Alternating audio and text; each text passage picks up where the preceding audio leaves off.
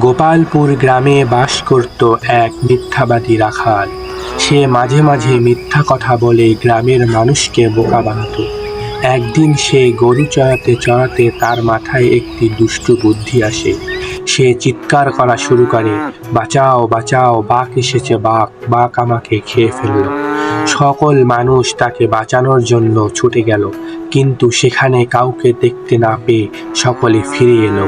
এভাবে 2-3 দিন করার পর একদিন হঠাৎ একটি বাঘ এসে সে চিৎকার করা শুরু করে, বাঁচাও বাঁচাও, বাঘ এসেছে, বাঘ আমাকে খেয়ে ফেলল।